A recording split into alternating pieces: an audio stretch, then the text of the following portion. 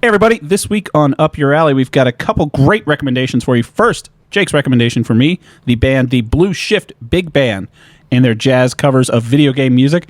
My recommendation for Jake, the 2024 Oscar-nominated film, A Real Pain. We're going to talk about that. We got trailers for movies, trailers for games, leaks about the Nintendo Switch, and what else did we talk about? I want to talk about this. Give me your best orc laugh. I love it.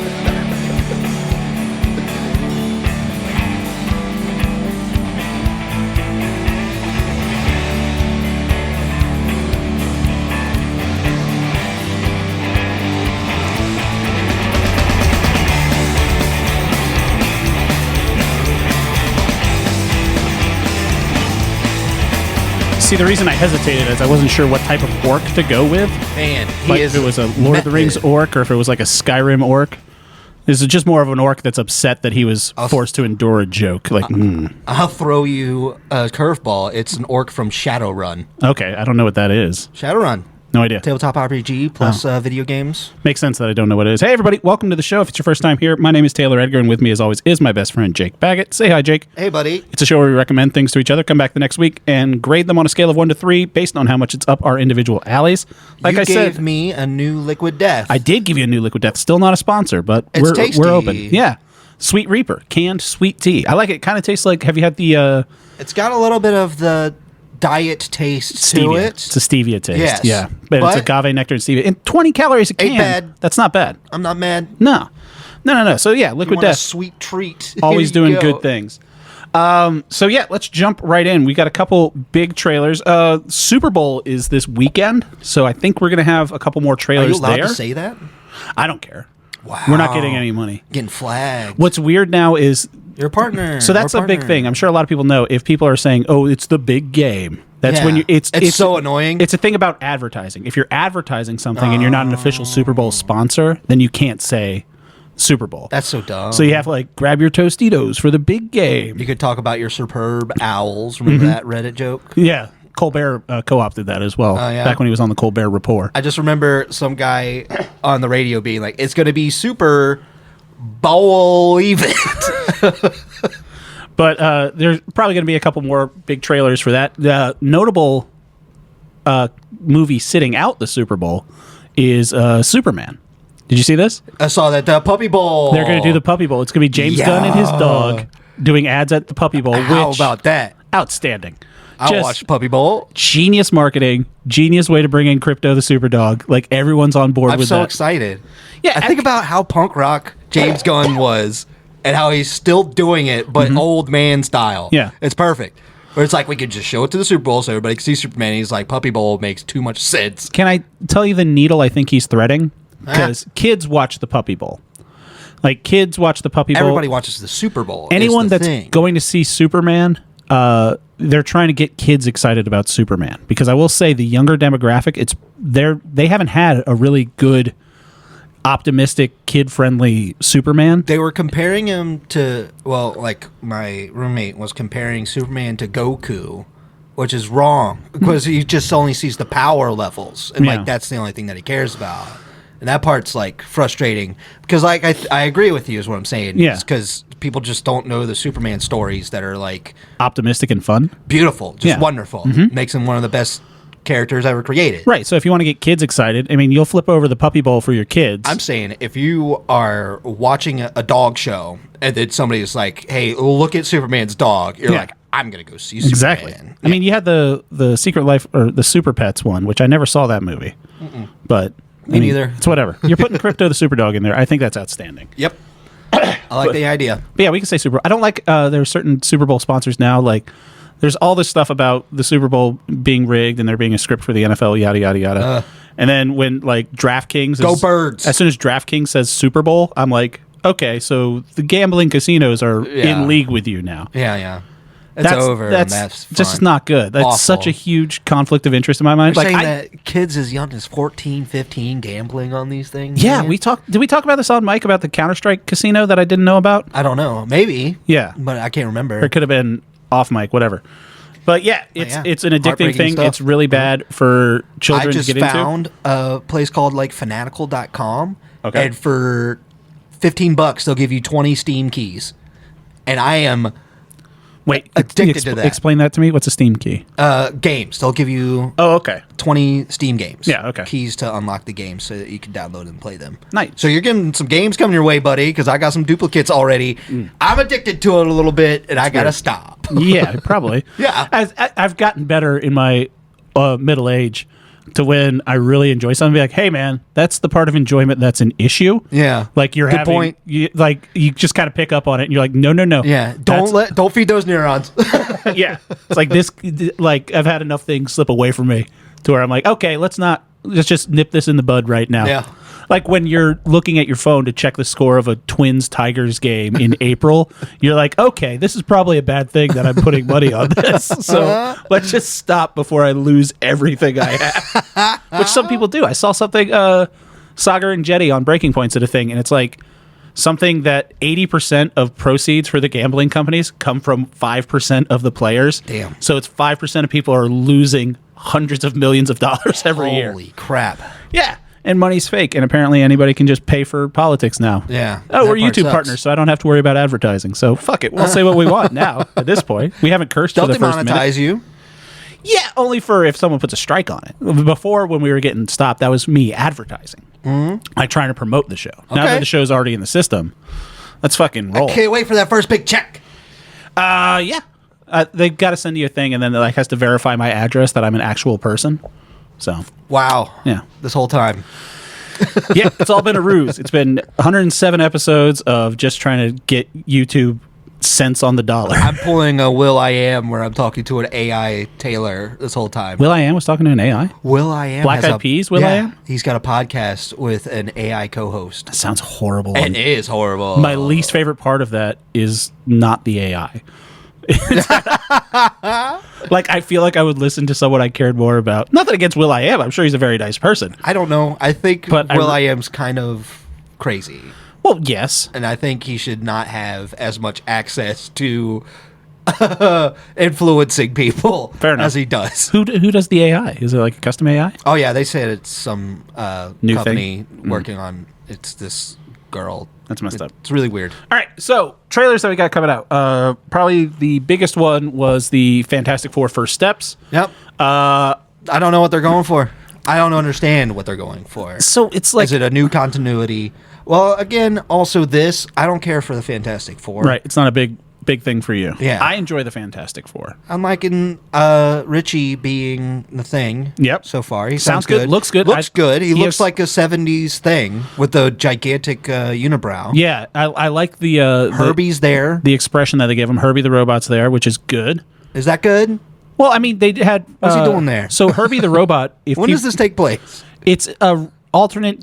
From what I can tell, it's an alternate 1960s. Huh. So, like, instead of Neil Armstrong going to the moon, the Fantastic Four went into space. Oh. That's kind of what they're leaning towards. And then Galactus shows up. And John Malkovich is there, and I'm thinking John Malkovich might be... Galactus? Silver Surfer? No, I think he might be the Maker, or Evil Reed Richards from another universe.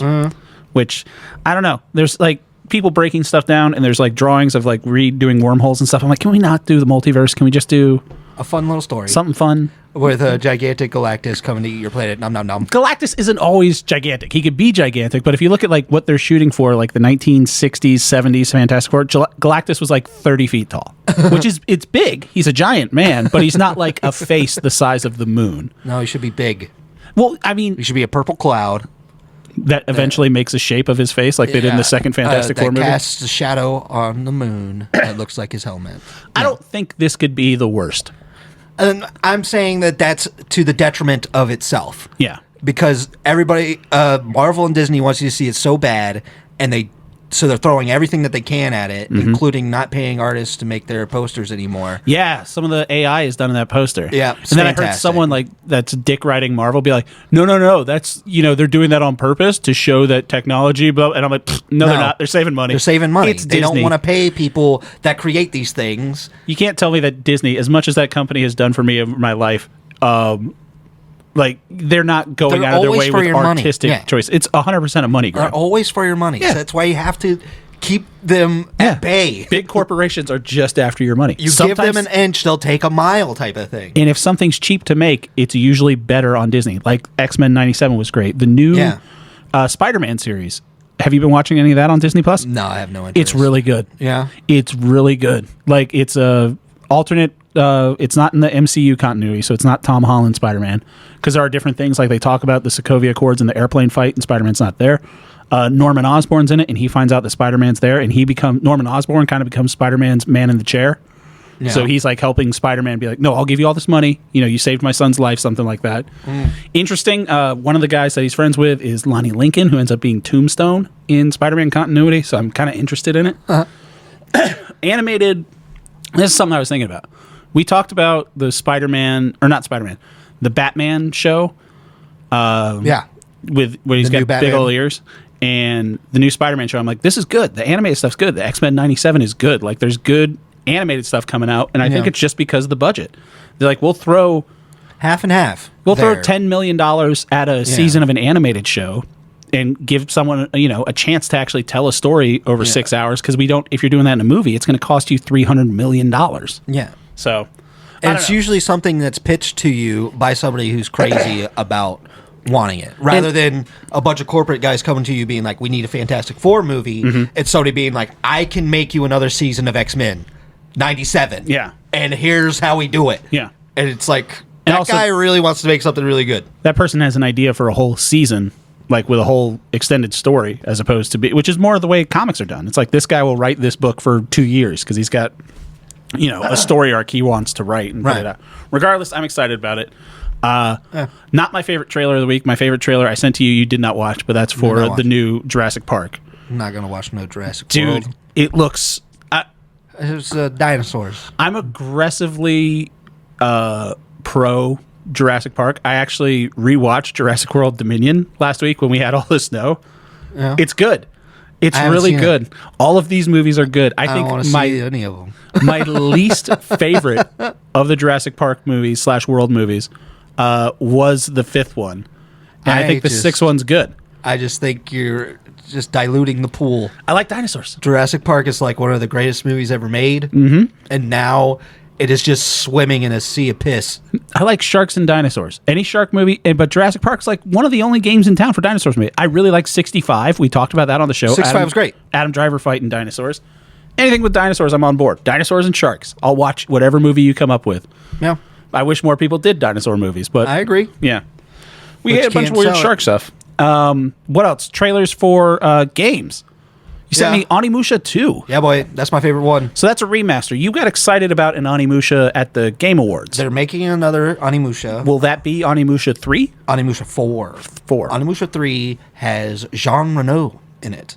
From Leon, The Professional? The Professional. Huh. Yep. He is in modern day France, modern day in quotes from like 2004 or whatever. Okay. At the time the game was made. He's taken back into feudal Japan, where Samanosuke of feudal Japan's taken into modern day France, and now they have to fight the demon Nobunaga together in their different timelines.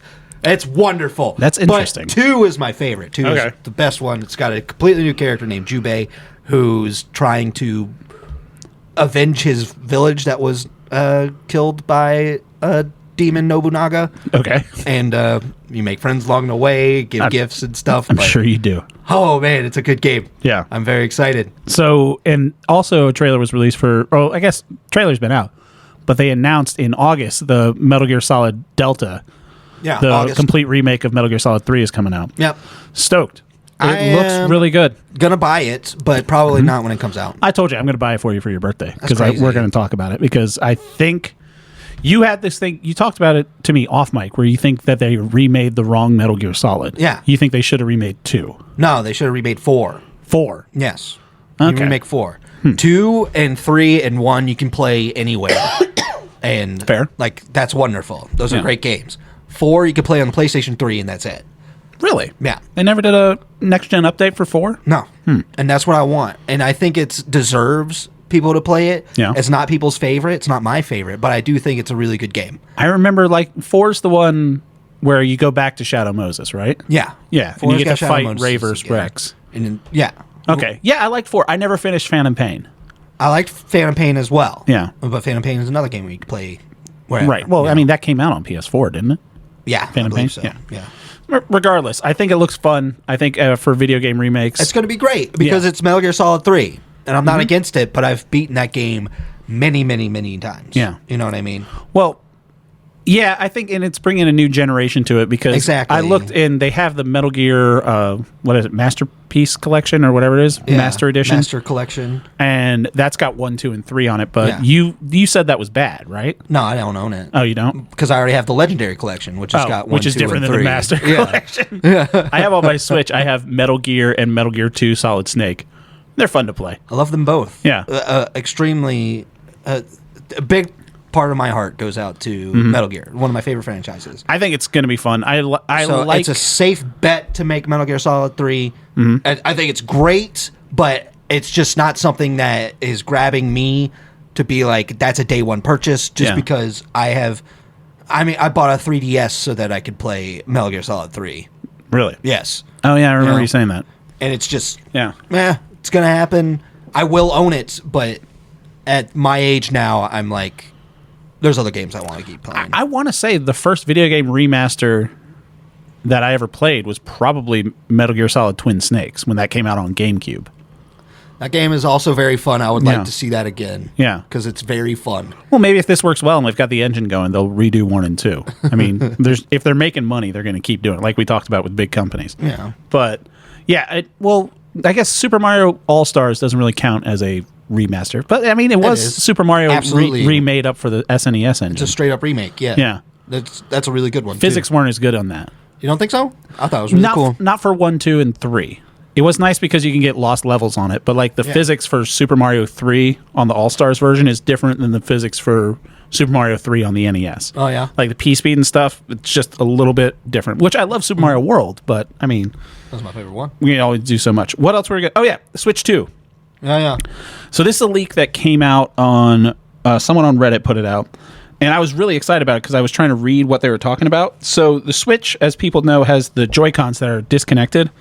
And one thing that Jake loves is he loves playing video games with a mouse and a keyboard. Everybody loves it.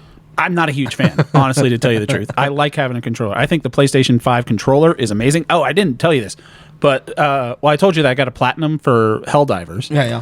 One of the best moments in video gaming in my recent past. So there's a mission in Helldivers, or to get a trophy, you have to go into one of the Blitz missions on extreme difficulty and extract completing the mission in under 6 minutes. I went in solo trying to just do it. 3 guys joined up with me. Just dropped in because I forgot to turn off matchmaking. And they started doing side objectives. And so I just texted in real quick. I was like, hey, I need to get out quick to get a trophy. So I'm heading straight to extract. Like, don't be pissed off if I leave without you. And they immediately get on their headsets and they're like, oh, cool, I need that trophy too. So we ended up playing with this group of 3 of us. There's a trophy where you have to get like injured in all of your body or all your limbs at once. So we load into an easy mission and just start shooting each other with pistols to try to figure out how to do this. 3 of us ended up getting the platinum at the same time. Sick. Like, and I was just like, this is one of the most wholesome. I love Helldivers. It's one of the most wholesome communities in video games that we were just like having fun together. When it's a good community, it's a good game. But then they put out a Helldivers controller for PlayStation, and I'm like, oh, I got a platinum in that. And I'm like, what other games do I have a platinum in where I could get a custom controller? And they have it for Ragnarok, they have it for Astrobot, they have it for Ghost of Tsushima. And I was like adding them all to my cart on Amazon. I'm like, no, because that's one of the things having to stop myself, like with like my displays and everything I have, how I have it set up down here. I'm like, I should get a controller for every video game that I'm platinum, and I'm like, hey, stupid, that's a real dumb waste of money. That's hundreds of dollars. Hundreds of dollars. The Ghost of Tsushima one is $180. Oh my god! Yeah. But that's horrifying. It's got like the Japanese cherry blossoms on it. No, it's got like cherry blossoms on it. Astrobot looks like his eyeballs. It looks fun.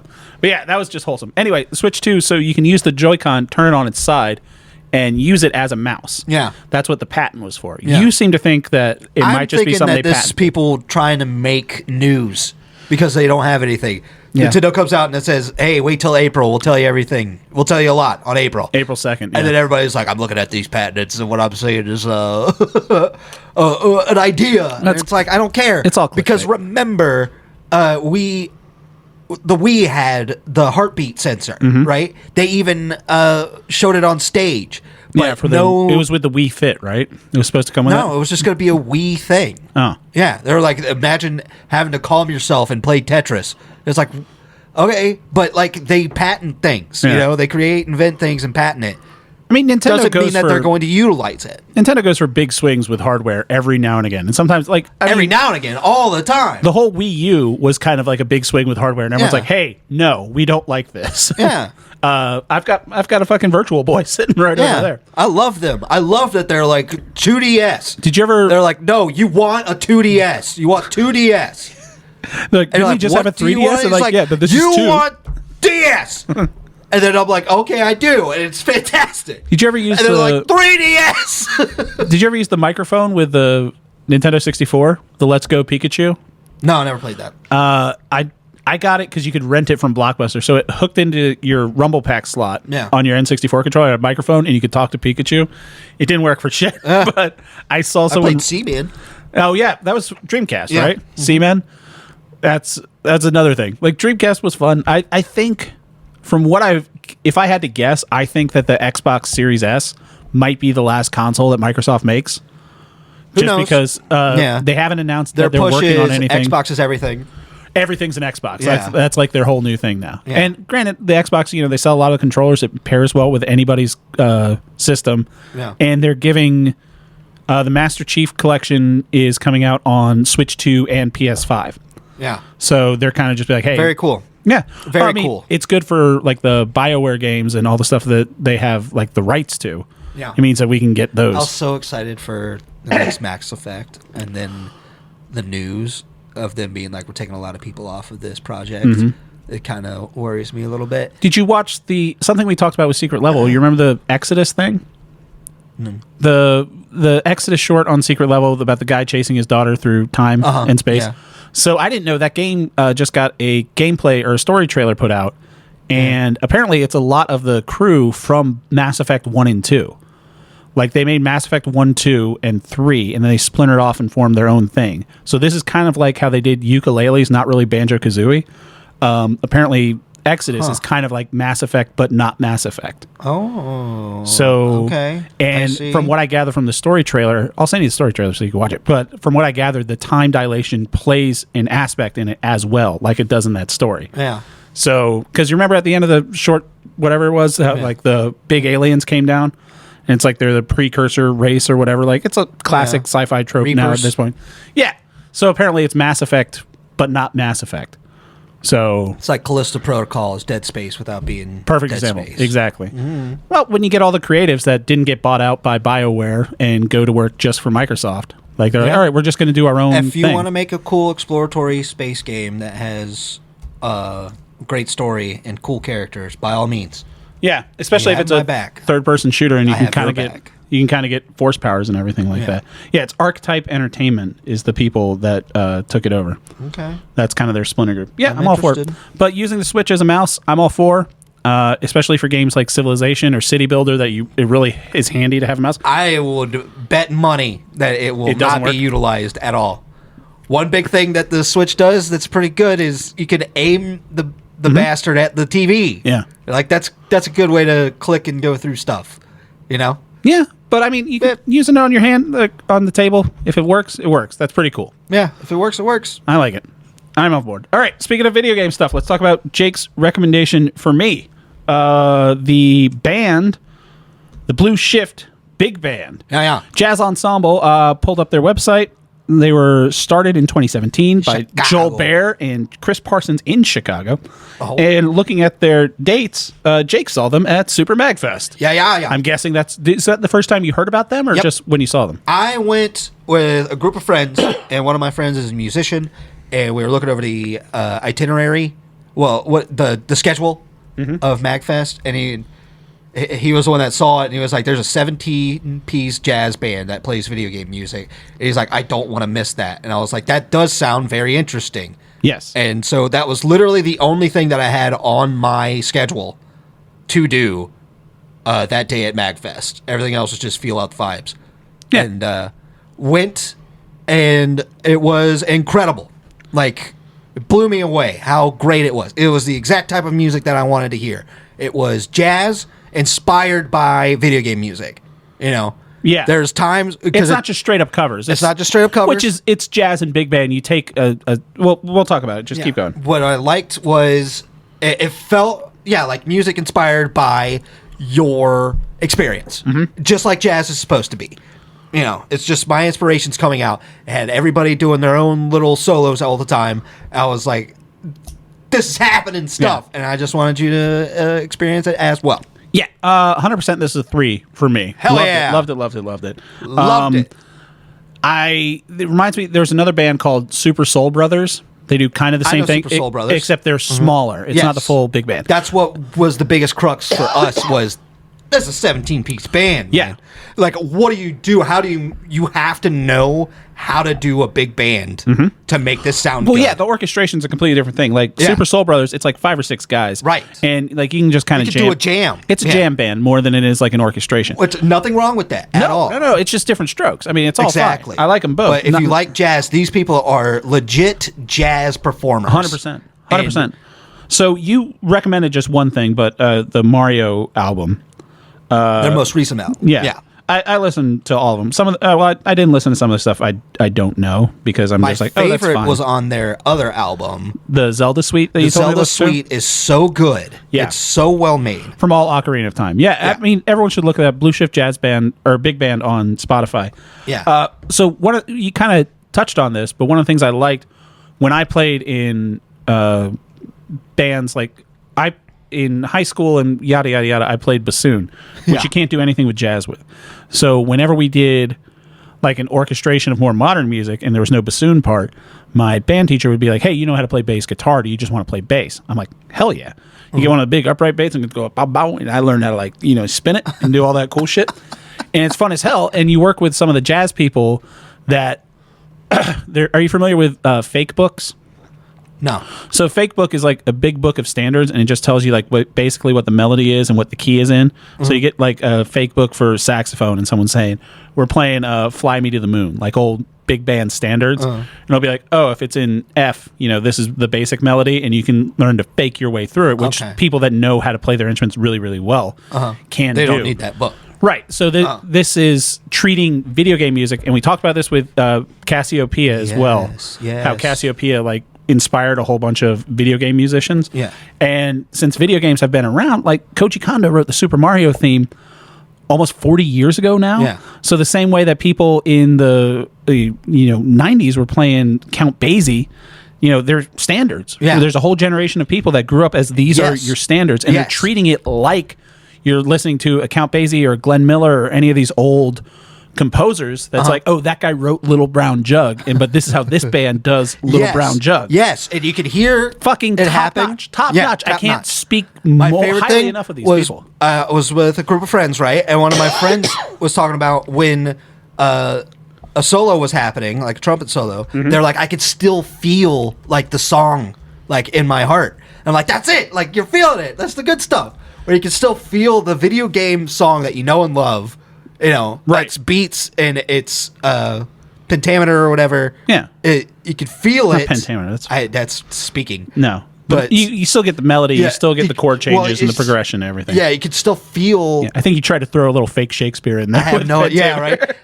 You can still feel what the song is, but you can feel where he's going with it in the jazz, even though it sounds nothing like it right now. Yeah, and it's like that's them being really good at what they're doing. So I liked it. I put it on when I was I put it on my big speaker upstairs when I was just doing some shit around the house, and it was just like I was like, okay, this is fine. I listened to all the Mario stuff. I heard your Zelda thing. That was great. And then they hit fucking Treasure Trove Cove from Banjo-Kazooie. Yeah, right? And I literally texted Jake in all caps, that's what I'm fucking talking about. Boy. So Grant Kirkhope, who did the music for Banjo-Kazooie, Banjo-Tooie, he did the Donkey Kong Country music. He was basically the in-house guy for Rareware. Everyone that's listened to this podcast before knows Banjo-Kazooie is my favorite game of all time. As soon as they hit that, and I'm such a big... Banjo-Kazooie, the soundtrack to that, there is this whole thing I read, I forget where I fucking read it, but it said that video game music, really good video game music, is designed to make you focus and block everything else out. Yeah. To just focus on what you're doing. Like, that's what Koji Kondo wanted to do, and people like Grant kind of took that to heart. They want something that helps you focus, but is also in the background. Yeah, something that's not overpowering of what's going on. I would put on the Banjo-Kazooie soundtrack when I had to like study in school or do anything like that, because I'm just like, all right, this is... I don't think Treasure Trove Cove is the best. I think it works best with a band. Would have loved to hear some Freeze Easy Pink. Some Bubble Gloop Swamp would have been fantastic. Even anything from Banjo-Tooie would have been nice. If you get the Jinjo Village theme or, the Great Jiggy Wiggies theme, anything like that I would have been on board for. But if these fuckers make a whole Banjo-Kazooie album, I'll buy it on fucking vinyl. Yeah, it's top notch. Can't express it enough. And they had I was trying to pull up the what the other things were. So they did some from Mega Man, Marble Hill Zone from Sonic the Hedgehog is great. Yeah, their Mega Man stuff's really Donkey Kong Country, another Grant one from Rareware. Yeah. All the Mario stuff is great. I think the most interesting Mario one to me on here that when I looked at the track list, I was like, I don't know how they're going to fucking make this work. They do Bob-omb Battlefield, which Super Soul Brothers also do. Bob-omb Battlefield's the best song from Super Mario 64. And they do a theme from Mario Kart, which is great. They do Mario Kart 64 stuff. The Mario Kart theme was wonderful. They nail the overworld theme from Super Mario Brothers 2, which Super Mario Brothers 2 gets, like, that theme kind of is like the bastard child of Mario music because it was written, if people don't know, Super Mario Brothers 2 was originally a game called Doki Doki Panic, and they reskinned it as Super Mario Brothers 2. Everybody knows that. I'm saying if people don't know. If people, had friends in elementary school or middle school, didn't read Nintendo Power and Electronic Gaming Monthly every time. So it was Super Mario Brothers 2 in Japan was released in America for Super Mario Brothers The Lost Levels because it was too hard for American audiences. So they took a game called Doki Doki Panic and reskinned it as Super Mario Brothers 2. Which is why it has weird physics and characters that you don't really see anywhere else. Where was I going? Oh, the one they nailed was...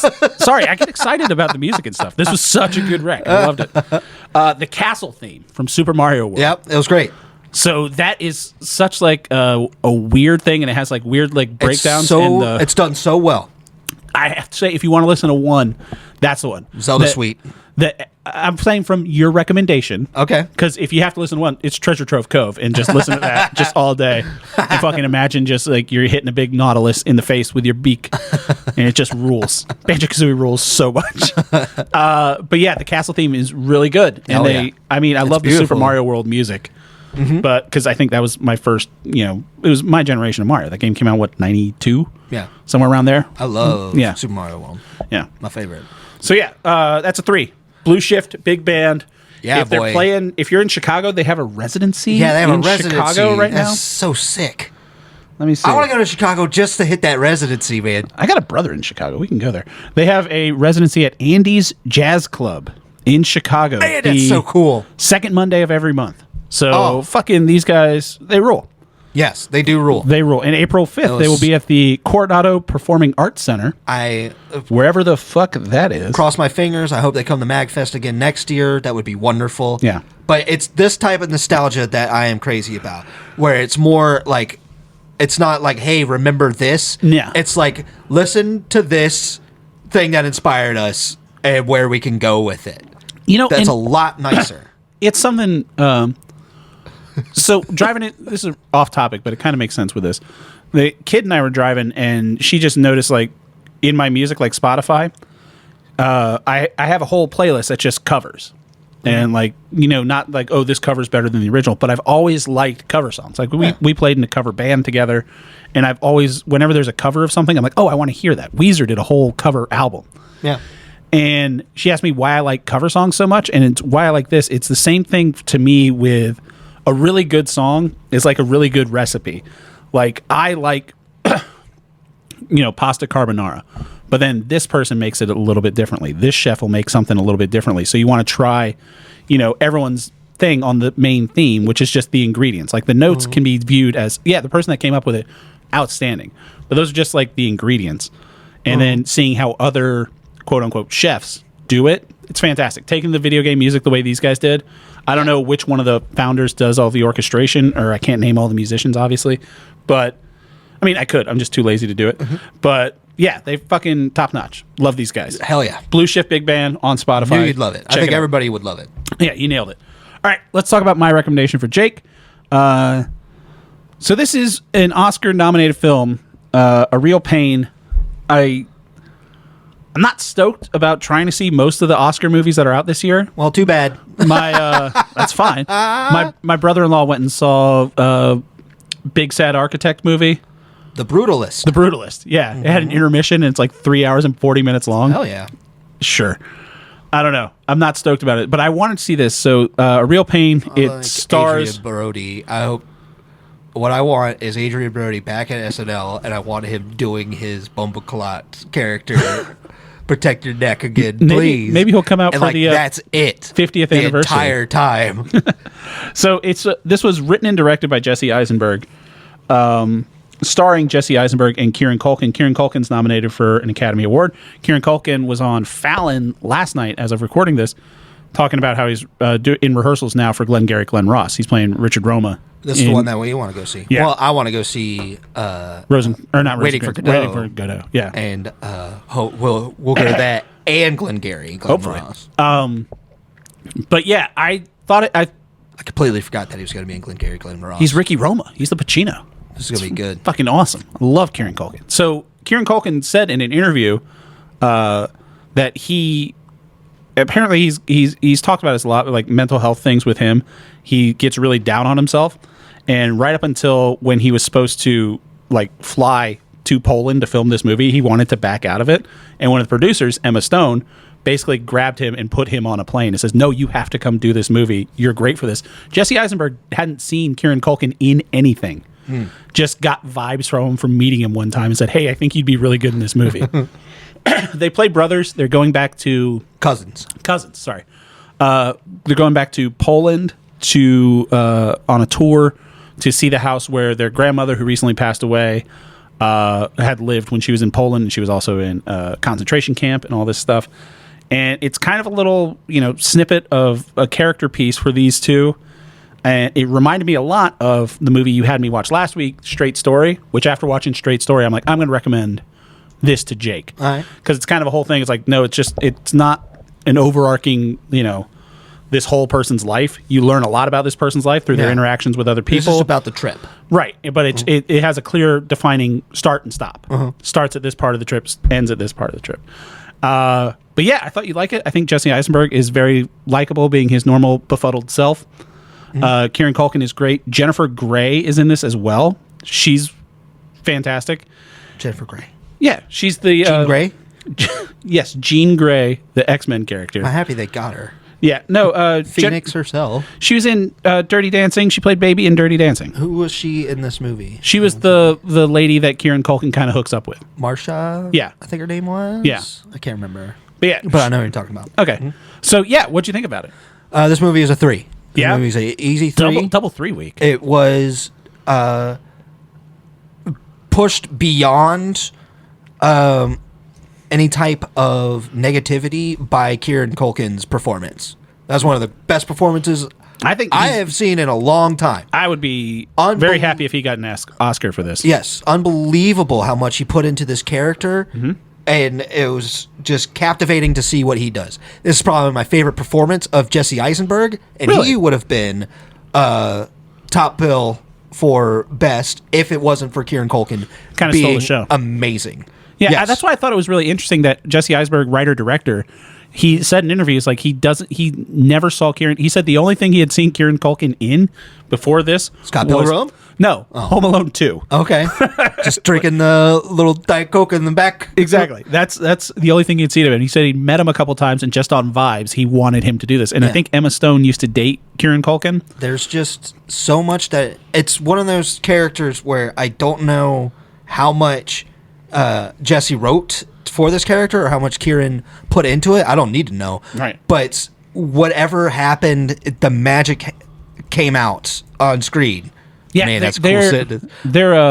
Because their there's chemistry times, is fantastic. Well, it's just times where if you could tell that there are lines in a script, right? And sometimes it just feels awkward. Like it's a good line, but it just feels weird. Where he's like, you don't notice how when you enter a room, like you just brighten it. He's like, but when you do brighten it, you just shit on everything. Yeah, and I don't want to go too much into the plot because I think people should see this. It's on Hulu right now. What I'm saying is he's man, he took me off my groove. Sorry. So anyway, I'm going to ruin the movie for everybody because of Taylor. So shit, No, Man, you took me off my You were course. saying when the script and like That's everything just like a that. weird thing to say to somebody. That's a weird thing to say to somebody. Mm-hmm. And it's just on Kieran's face, and his reaction to it feels natural and perfect. Yeah. It's like acknowledging that there's awkwardness going on. It's perfect. I really, really like this movie. Yeah. I cried during the concentration camp part. Yeah. It's still very powerful it's stuff. heavy. It's very heavy. Just I for think it to was be happening shot very 5 well miles and very respectfully. like 5 miles right out of the city. You can see the city from the camp. That Yep. stuff is very shocking, very telling. Yeah. History is. We'll go out on a limb and say this podcast is anti-Nazi. I hate Nazis. yeah, they suck. A big mirror right back up to humanity. Our heart does not go out to them. Never. And it never will. Never these Nazis. And I think it reminds me of Everything is Illuminated, right? It's very reminiscent of I get that movie. Yeah. But the only thing that makes this movie even better is the performances. Mm-hmm. It's just Kieran Culkin makes everybody else shine just by how well he can play off of them. Yeah. It's incredible. Another moment that I'll talk about is just when he says, hey, and take care of this guy. And he just pats him on the belly when he's saying goodbye to him. He just met this guy. They've known Right. each other for like 2 days. And I was like, I could believe that a guy would do that, and I could believe that somebody would see that happen, be shocked by it, but also be like, I understand. See, that's the part of the character that I really thought you would relate with, because Yes. that's a lot of the vibe I get from you. Yes, because no back doubt. in our youth, we would go out to like bars and stuff like that. Just some random person would sit next to you and be like, "Hey, man, what's up with you?" And Yeah. I'd just be like, "Jake, stop fucking talking to Yeah. people." like, just Yeah. I don't want Everyone's to talk trying to to stop my light, I and know. it's just like, shut up, let me cook. I thought I'm you'd fine. get it. I thought you'd get it. I did. related it to you very Not much. only did I get that Kieran Culkin is a character that I see a lot of myself in, but I also knew that you would see a lot of me in Kieran. I see your light. Yeah. And it's just like, that's really good because he gets the heaviness of being that type of person too.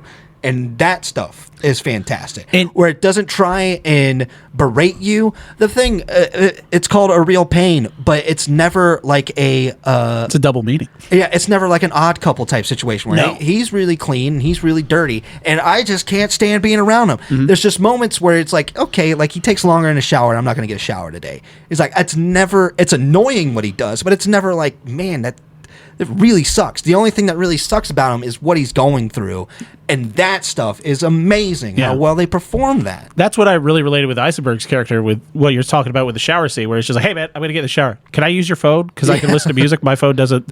And it's just a little thing. And Jesse Eisenberg just sits there, and I'm like, "Yeah, I get that." Because I would just be like, "Yeah, I don't want to make a fucking thing about this. That's Yeah, fine." it's like, yeah, Yeah. okay, Uh-huh. it's beautiful. Yeah. It's really well done.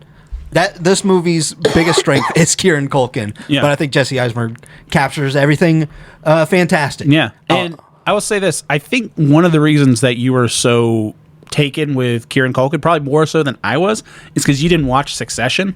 No, I haven't. He does a lot of that in Succession. So when I saw him, I was like, "Oh, that's Don't just." worry. I was like, "That's just him doing his shit." Yeah. Like I could see that he did that. Where it took you as more of a surprise. It Yes. sounds like Because, holy yeah. shit, this guy's good. Like, I just want to knew keep he was talking about all these little things that he does. He's like, I'm going to go talk to her. And he goes up to her. He's like, hey, what are you walking by yourself for? You big fucking loser? It's like, it's so charming how he just does it. Yeah.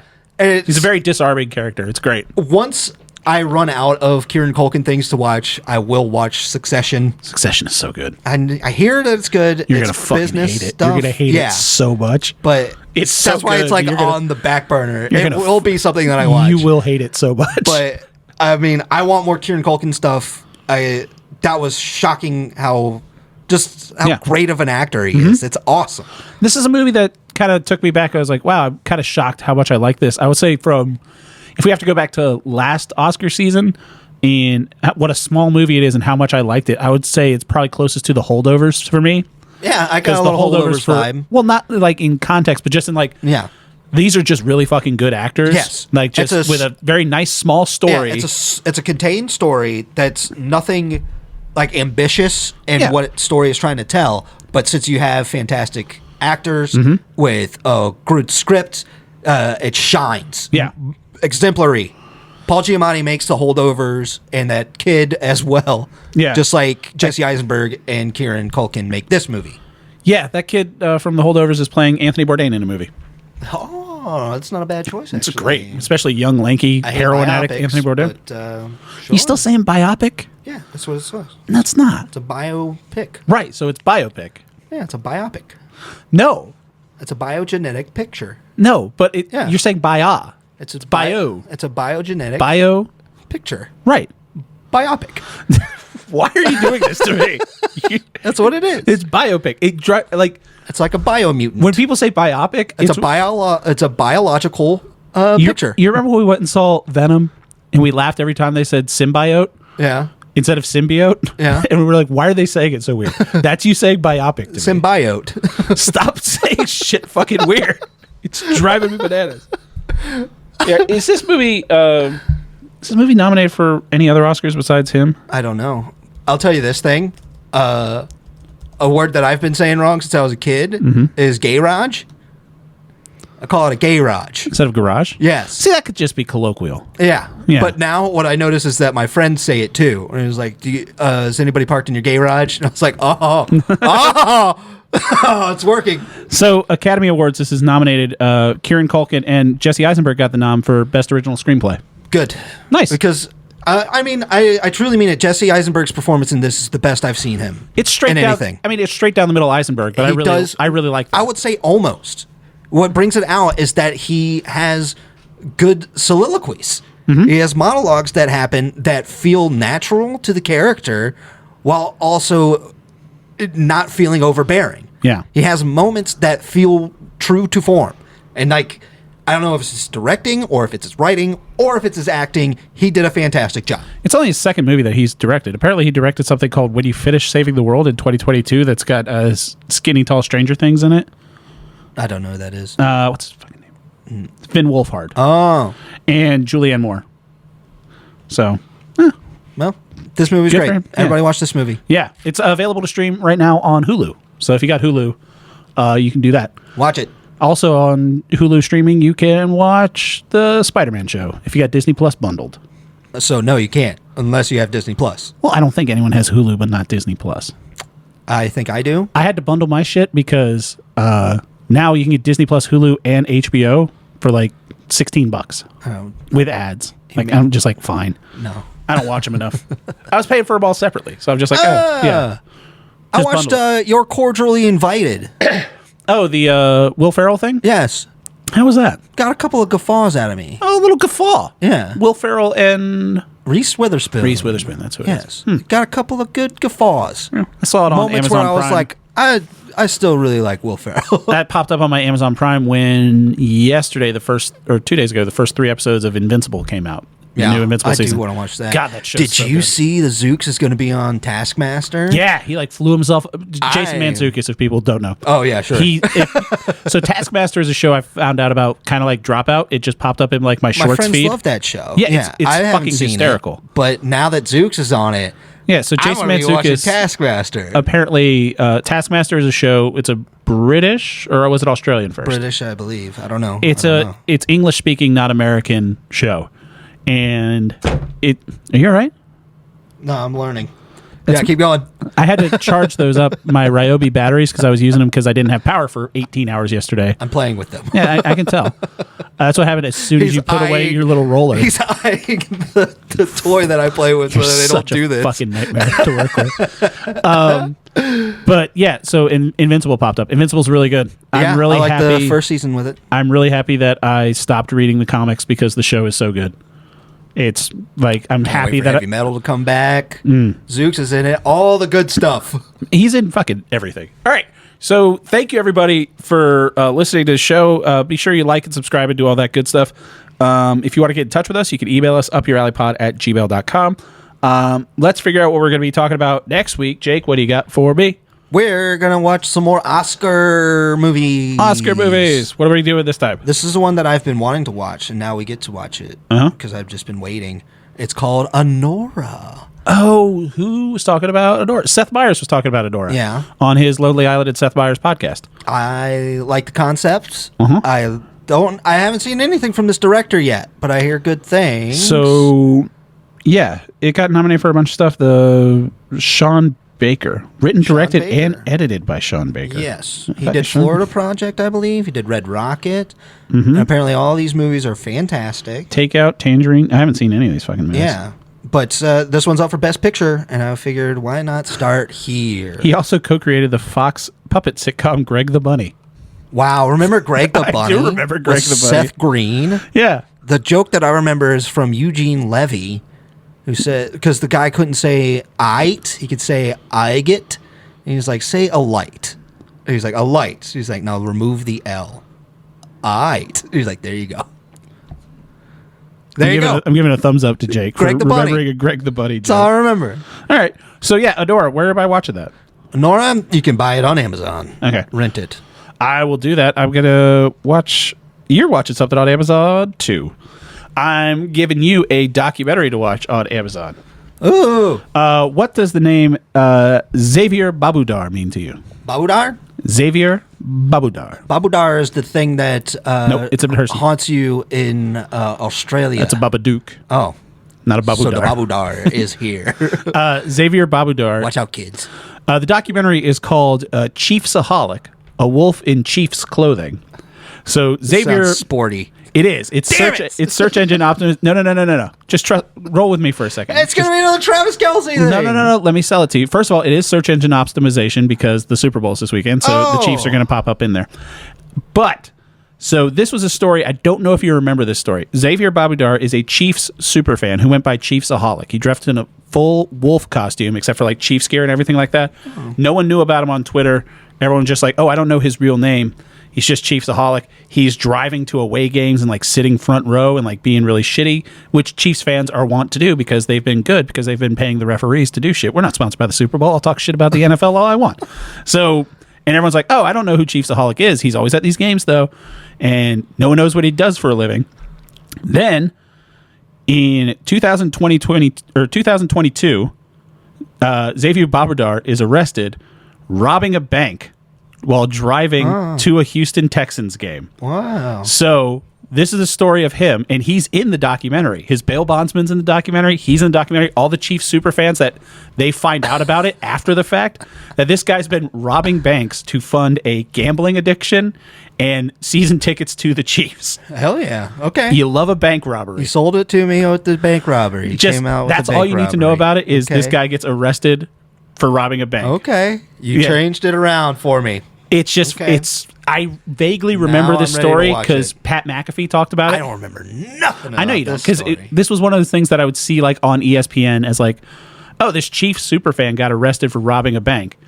Isn't that weird? And it was like in sports Twitter. I think Barstool Sports talked about it as well. But yeah, it's a fucking nuts story, and it's a really well made documentary that is on Amazon. Chiefsaholic, a wolf in Chiefs clothing. Chiefsaholic. I am gonna watch Nora and Jake. Thank you to Brother Bill for letting us do their music. Check them out at brotherbill.bandcamp.com. Word up. Like and subscribe. Do all that good shit. Thank you, everybody, for listening. Jake, thanks for coming over. Love you, buddy. Love you, buddy. Bye.